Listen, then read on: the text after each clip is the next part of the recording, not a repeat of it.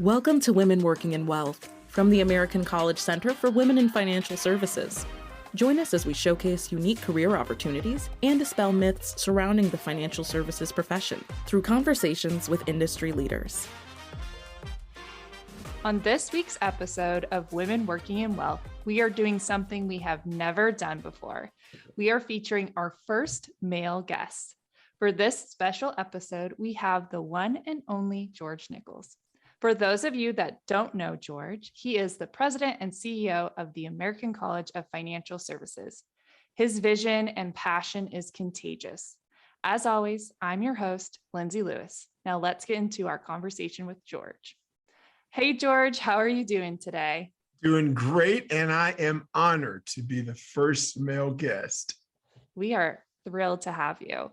Well, from our previous conversations, there has been a part of you that has really impacted me, and that is your money story. So I would love for you to tell our listeners about your money story and how it has shaped you both personally and professionally.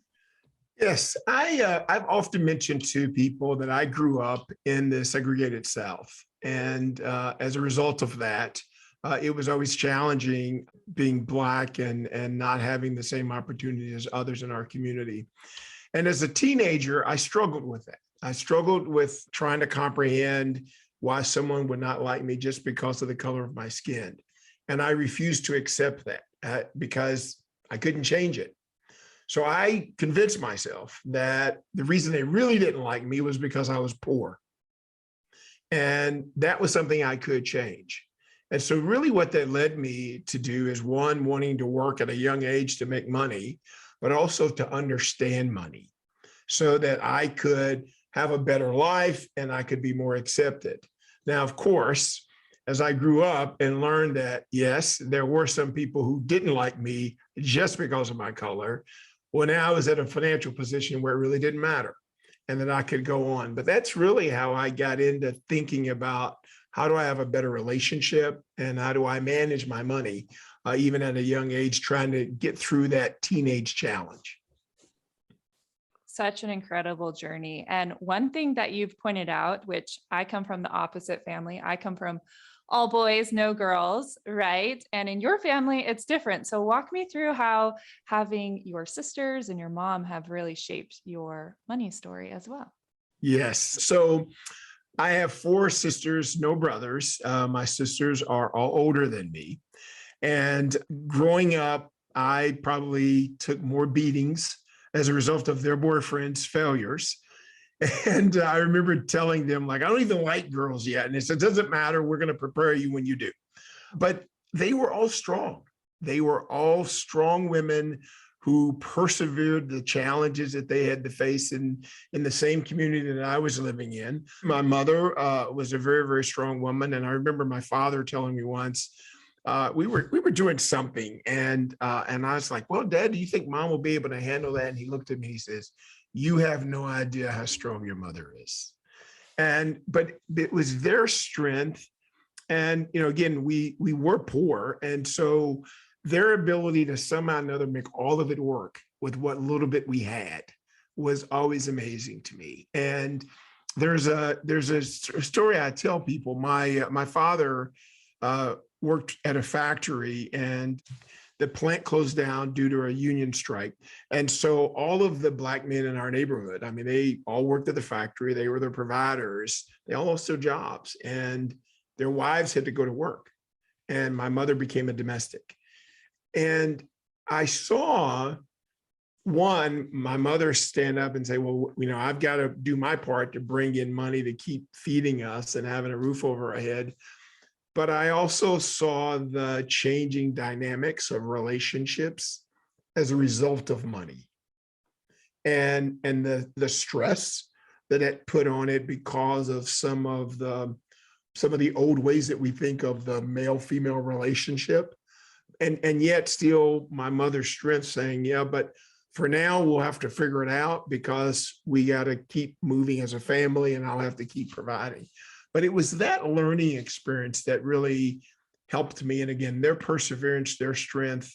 And even to this day, my mother's passed away, my father's passed away, but my sisters are not doing as well as I am financially. Even though they often tease me, they say I'm Uncle Rich and I'm supposed to take care of the extended family, but they're always able to make it, and somehow or another in their world, they've figured out how to make their financial situation work for them where they are to get to the next day. I love that perspective of, making it work and having those strong women in your life. And the reason why I wanted you to be our first male guest was that you are such an incredible ally for women. And I think there's a lot of things that I can even learn and our listeners can learn. And so my question for you is, what does it mean to be an ally for women in the financial services industry, as we are well aware of that change of relationship and women taking stewardship over their financial well-being? I think that you first have to acknowledge the fact that women in the majority of situations I've ever been in have been disadvantaged in the workplace. If you think historically, the woman was supposed to be the secretary or the assistant and take the notes and do all the other administrative stuff. And I even see today in some meetings where, we'll have a meeting and there'll be one woman and there are two women in there. And invariably, one of the guys says, "Hey, can you lady take the notes?" And I'm like, "No, you can't." One of the men can take the notes, but they can't take the notes. But it's still, they're really disadvantaged, I think, both in our personal lives and then still that carries over and it's still happening in the professional life. I believe that allyship is, how do I do my part to, one, encourage, develop, promote, and push out women to the forefront. The women that I have worked with in my career, to be just blatantly honest, they were all much smarter than I was. I might have been sitting in a leadership position, but I was in that position because they were there, because of their intelligence and their contributions to the organization. And I was not about to get out there and say, "Let me tell you how great George Nichols is." I wanted them to be out there in front, and I wanted to promote them. And one of, and being able to do that and being with them and supporting them, whether it's successful or not successful, because men make mistakes and they still have their sponsor or mentor standing there by their side.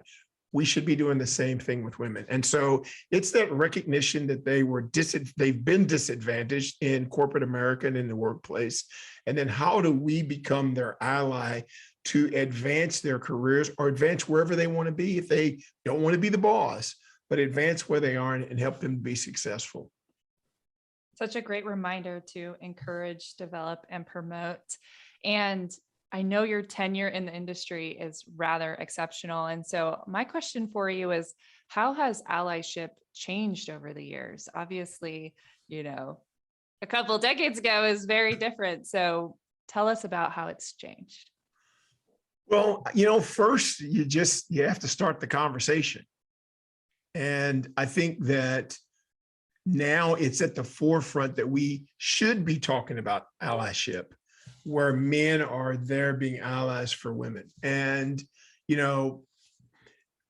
probably 10 years ago it was, well, let's just do the diversity and inclusion thing and promote a woman, as opposed to now, like, no, let's really think about what allyship is and how are we really truly advancing that. So I think first is that discussion. Second, I think the choice of words, and I often talk about how important words are, the fact that we're talking allyship versus diversity. Because see, diversity in some ways just becomes a statistic. How many are we going to put out front? Well, let's talk about inclusion. Let's talk about belonging. And the only way to do that is I got people who support me. I got people who are my allies that are helping me get through things. And I look at women the same as I look at myself as a minority, is that, because of the past activities we've had to participate in that at times were discriminatory, there's a lot we've never learned. It's not that we're not smart enough to learn it. You never gave us exposure to learn it. So I think having that conversation, redefining that this is not about a diversity approach or a promotion. This is actually about recognizing talent, recognizing people who have been contributing for years that somehow or another we've tried to migrate to the back of the bus. That is not the right way. And so now I think that is there. So it's the discussion, it's the recognition of it and redefining how we're doing the conversation. And then the rest of it is, again, let's give women an opportunity to show their skills and talents. And I was in a conversation the other day, and I thought about this. And this was a very, very talented woman who made a comment that, one of her challenges in her career is making sure she's there for her 3 kids because she's a single mother and wanting to advance her career. And, so I noticed people were like, yeah. And I'm like, wait a minute, that shouldn't be a choice. You shouldn't have to think about it that as a choice. We should think about how we make both of those available to you within the structure, because I have found we've done that for men. Oh, well, I'm not feeling well. Oh, well, let's see how we can make adjustments. And, oh, well, I've got to do this. Well, we'll figure out how we can make adjustments in the schedule or where you do your work from. Well, you know what? Before COVID sent us remote, we should have been thinking about the exact same thing for women, because again, we had been doing that for men for years. And it just was, it really struck me when she said that. I'm like, no, you can have both, because men have had both for years. And so now we just have to rethink the adjustment we're making for what women's situation is versus maybe what the man's situation has been. I love that perspective of rethinking the situation. And, as a working mom, I always think of it as an and, right? I can be this and this. An example, yes. The integration. And I don't call it work-life balance. I call it work-life integration, because you are moving pieces all over the place.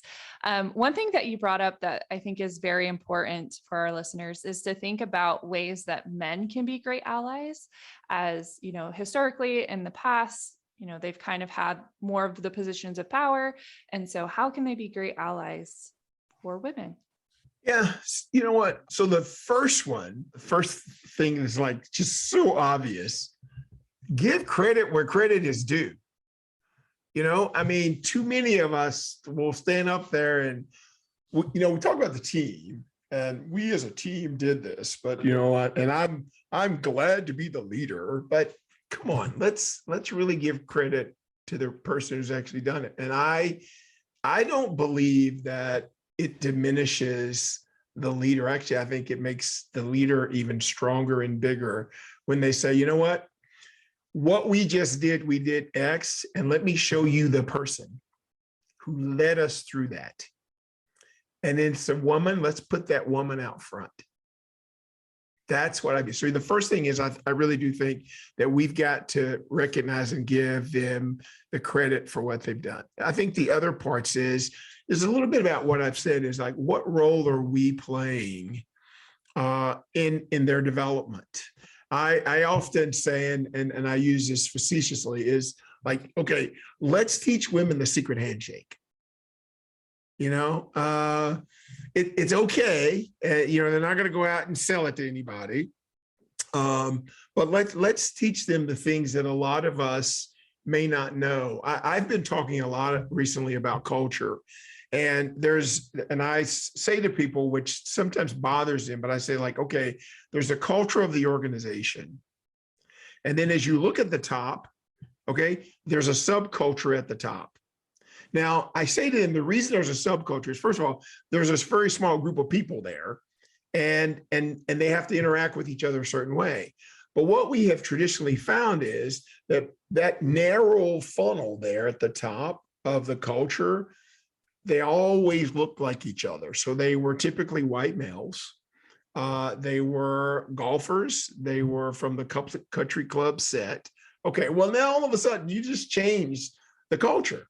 That's not the culture down at the rest of the organization. And so once you get up there, then, like, what are we helping women fit into that environment? And when I say fit in, I didn't say they had to become golfers and country club set. I said, how do we help them fit in to the part that supposedly is really what we're focused on, which is your performance at work and your contribution to the organization. And somehow or another, I didn't know that my golf score had anything to do with whether or not I improved the bottom line for the organization that I work for.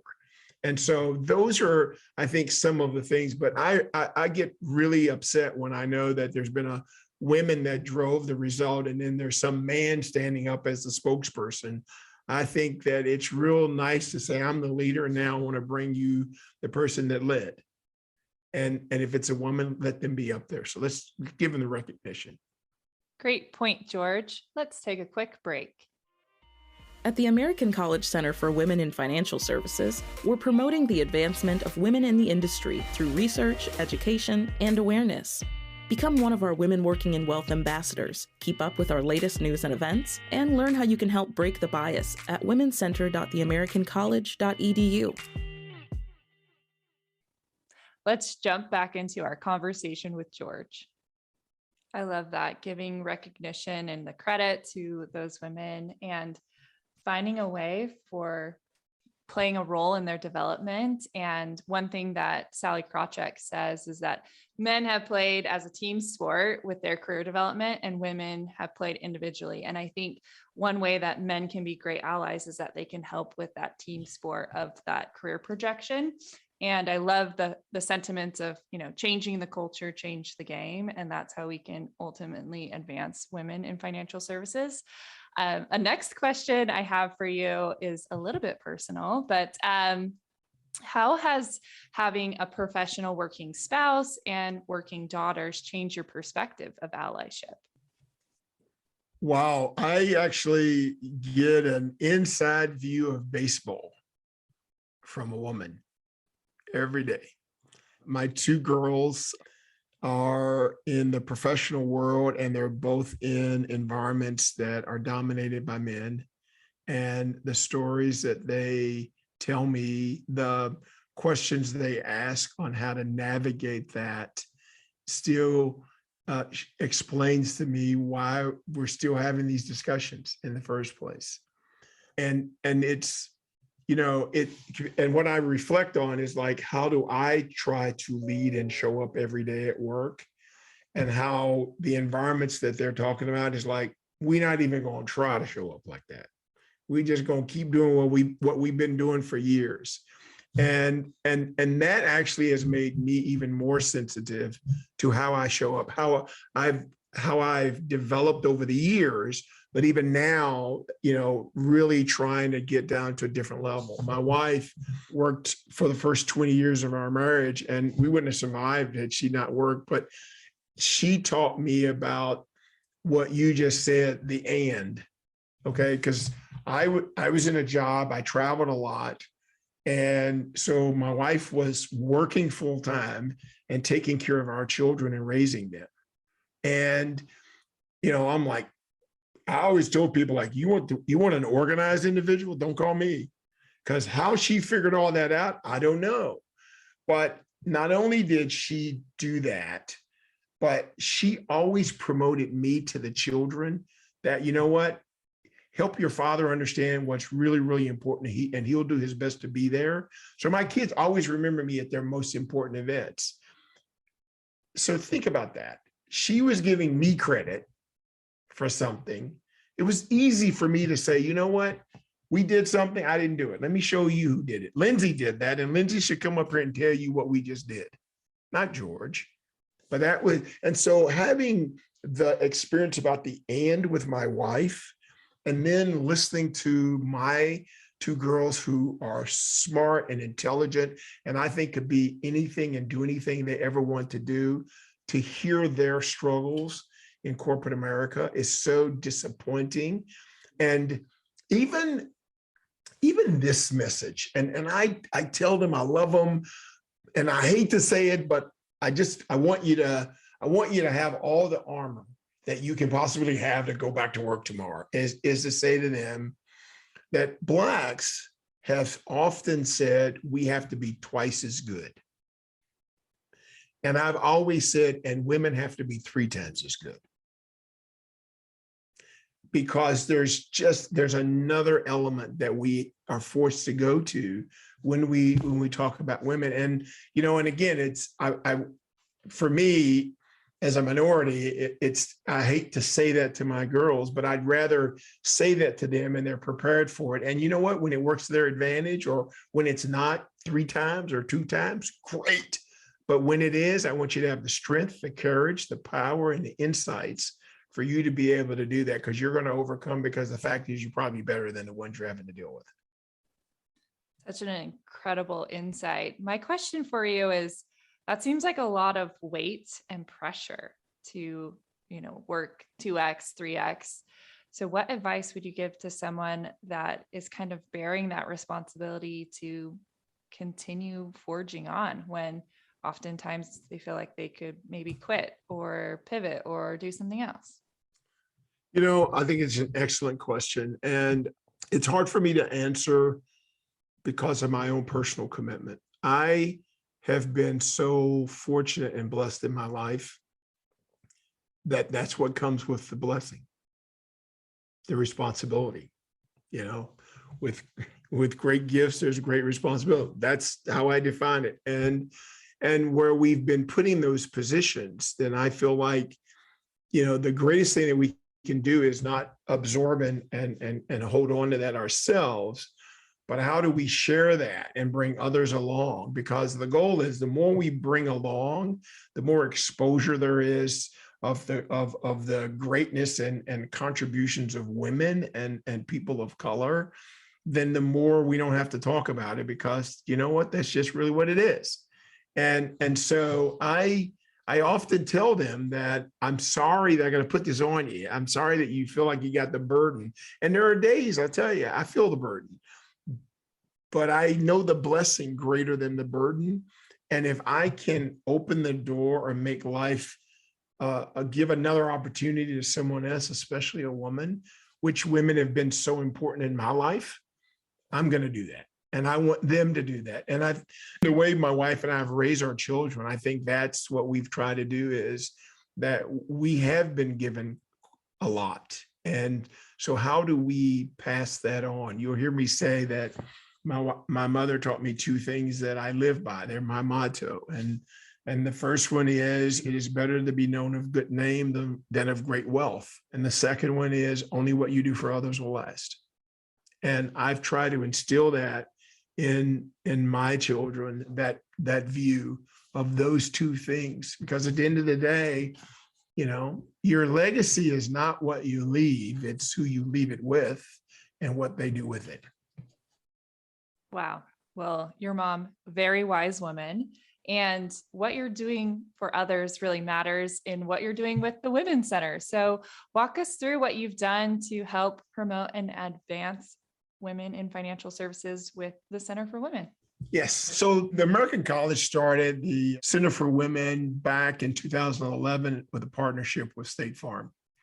And when I arrived back in the end of 2018, it was really sort of sitting dormant. We didn't have an executive director, and when you really looked historically at what we had done, we really had, in my mind, in my perspective, we had not really pushed ourselves out into the industry and embraced women and challenged the status quo and the thinking that existed. And so the goal was, okay, how do I turn this around? I mean, and so let's look at it from purely a business perspective. Wow. If you look at the demographics of women, there's more women than there are men. Okay, well, that works. And most likely the man's going to die first, which means that most of the wealth is going to transfer over to women. Okay, that works. And so all these things start telling you, why wouldn't we be a catalyst for the advancement of women in financial services and broader? And the reason I say broader is it's because it's not just how do we help recruit more women into the financial services. Women dominate the financial component of our lives. When you think about the amount of wealth transfer that has already occurred and which will occur over the next 10 years, okay, it's phenomenal that's going to women. And those women are, they're gonna say, you know what, you've been talking to my husband for a long time and you've disregarded talking to me, and now I control all the wealth, and I think I'll go get somebody that wants to respect me. Those things are already beginning to happen. And so I said, okay, let's go find a leader, which we found Hillary, and let's have somebody that can come in that has the experience, the knowledge to help us turn around the Women's Center, that we are that catalyst in the financial services space, in the financial discussion for women. And, this is something I actually said to Hillary when we were going through the interview process. I said, you know what? Nothing would make me happier than if you were so successful that the Women's Center was so much bigger than the college that we had to roll it out and you just be off on your own. That is my vision of this, is that what we have an opportunity to do in terms of advancing and promoting and contributing to women being positioned the way they should be positioned in our society and in our industry. If we could pull that off, that's the goal. That's the purpose. That's the vision. That's the mission. And I think with you and Hillary and the rest of the team, we got a shot at doing that. And I think the Women's Wealth Summit was the first step in that. But I know a lot of work went in even before that of the contributions that you all are already bringing to the center to advance us on that journey. Well, we take your vision and run with strides. With the college, I know that there are a number of other projects going on. And so I'd love for you just to take a couple moments and talk to us about other exciting things that wake up George, get him excited for the day. Yeah. Tell us about it. Well, the thing is, there are so many things going on at the college, and it's a very exciting time. And I'm happy that we've been able to really focus our vision and our mission and our purpose around helping every American and in this relationship with money and their finances. It will help them in a lot of other ways, but that's the little space that we get to carve out. And I feel like we're doing that. And so when I think about the vision for the Women's Center, and then I think about the creation a year and a half ago of the Center for Economic Empowerment and Equality, that is allowing us to start addressing opportunities for underserved communities in this country. When I think about the Center for Veterans and thinking about the sacrifice and the contributions that our military personnel have made for our freedoms, and then when they come back somehow or another, we just say, hey, appreciate it, and you're on your own. No, we should play a role in that. When I think about philanthropy and social impact, I think about, we always talk about rich people giving money, but we don't ever talk about the non-rich people who give money to their local community, to their church, to the Girl Scouts and the Boy Scouts and the boys clubs, and they're doing those things. And that they actually, sometimes it's not just money, they're giving something even more valuable, their time, which to me is the greatest currency of all. All right. So I feel like that when we as a college are thinking about this democratizing information knowledge, the applied knowledge for people to define their purpose and then being able to achieve that from a financial perspective, that's really, really exciting. And it's much broader than I think people think of, oh, y'all just a college in higher ed. No, we really want to be so much more. And people ask me what attracted me to the college. It is this belief that when I'm teaching you something, how can I feel confident you learned it? and that you can use it. See, a lot of us get information, but I don't know what we do with it. I don't even know if you have anything you can do with some of it. But our goal is to try to give you real life information that helps you apply it to real life situations that get you to real life places you want to be. And that's pretty exciting. That sounds very, very exciting, and such a great way to democratize financial education and to provide that applied knowledge for more than just designation holders. This is for the community as a whole. And so that leads us to our last question. And we love for our guests to share a little bit of advice they would give to their younger self. So if we can roll back the clock and we talk to younger George, what advice would you give him? Do you know, I have thought so much about this question, and this one's tougher. And I'm only telling you, I give you this answer from the wisdom that I have today. I don't know that I could give George any advice that would lead him on the same path that he's been to get him to the place he's at today. He had to go through with a lack of knowledge to gain wisdom for the next thing, for me to be where I am now, to feel good about where I'm at now and to make the contributions that I make. And my fear would be if I gave some advice that would have sent me down a different path, that I would have missed something great that I've been able to live. I think that's beautiful, of living in the moment and being present and enjoying the journey. Well, we have appreciated your time and are so grateful for you as our first male guest, but more importantly, all of the wisdom that you gave us on allyship and being a good advocate for others and all those other topics. So we thank you so much. And our listeners can follow you on LinkedIn. Is there any other place that they should take a look for George? I am told I'm on all kind of social media, but I'm still learning social media myself, so I won't promote it, but it's great. But thank you so much for having me again. Such an honor to be the first male, but more so being the honor of being a part of the college with the great things that you are doing in the Women's Center. We appreciate you. Thank you. Thanks for joining us, and please leave a rating and review. To keep up with future episodes, subscribe to our show and follow us at our Women Working in Wealth social channels. This has been Women Working in Wealth, brought to you by the American College of Financial Services.